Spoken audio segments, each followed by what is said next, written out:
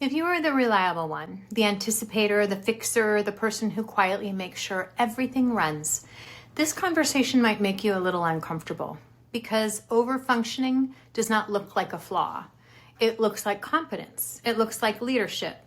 It looks like being the person everyone depends on. And high-functioning women get praised for that until it starts costing. I'm the principal of a large middle school.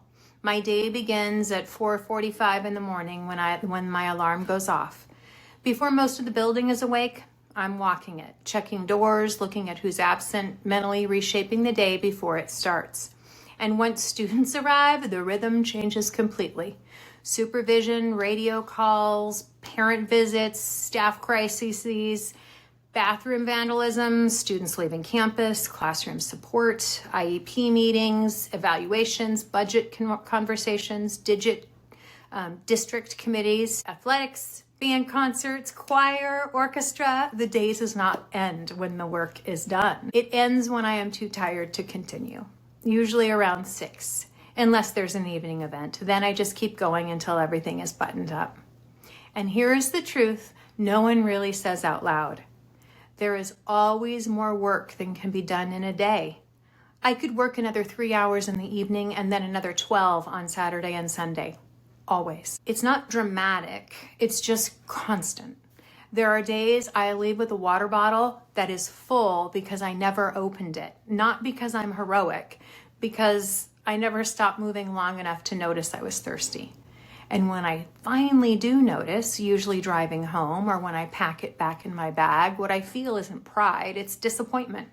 Not dramatic disappointment, just a quiet recognition that I did not prioritize my own needs in even the most basic way.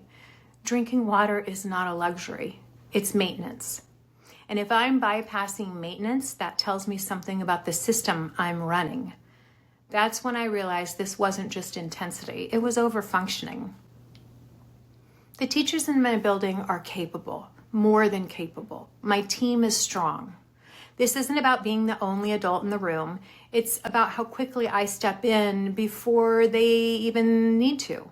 It's about how uncomfortable I am watching something unfold imperfectly when I know it could be smoothed faster. And over time, I train the system to expect that from me. Not because they demanded it, because I offered it. That's not heroism, that's habit.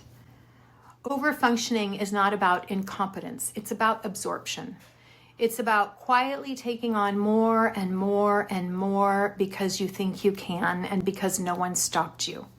And because somewhere along the way it became part of your identity. You are the one who holds it together. You are the one who anticipates.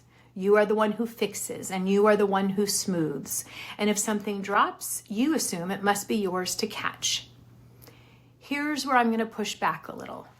Overfunctioning feels noble, it feels responsible, it feels mature, and it feels like strength. But overfunctioning is control with better branding. Sometimes it's the quiet belief that if you don't hold it all, everything will fall apart. Sometimes it's the fear that if you stop being indispensable, you become irrelevant. That's not flattering, but it's real. If you have an ADHD brain, this gets even more layered. You learned early how to compensate. You adapted, you overprepared, you stayed ahead of chaos.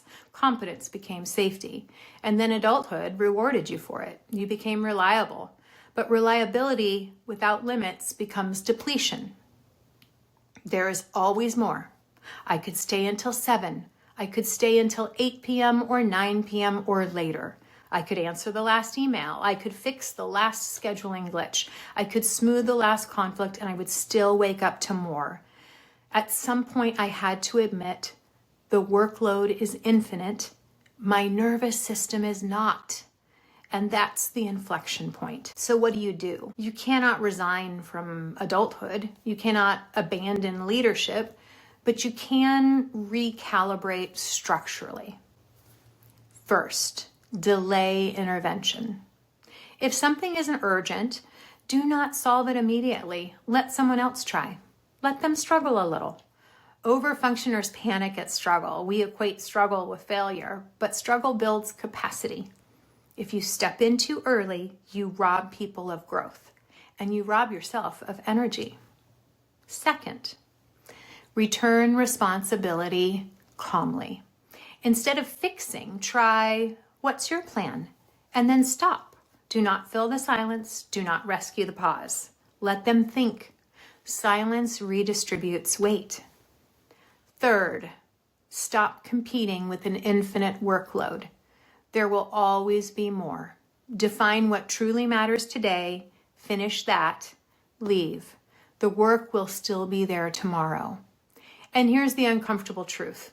The building will not collapse if you are not the last one out every night. That realization is both humbling and freeing. Overfunctioning is not moral superiority. It is not proof that, oh, you're stronger. It is often proof you do not trust the system or the people in it to carry their share. Sometimes that distrust is earned, but most times it's just habit. Either way, it is expensive. Burnout is the symptom. Overfunctioning is the engine. If you recognize yourself in this, you are not broken. You are very likely capable, very intelligent, and very dependable, and very tired. Next week, we're going to talk about boundaries, because once you stop overfunctioning, you have to decide what you will and won't carry.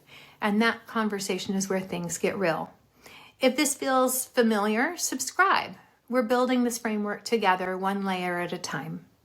Thank you for watching the Midlife Intelligencer, a place where high-functioning women in leadership navigate midlife, ADHD, and transitions without burnout or losing ourselves.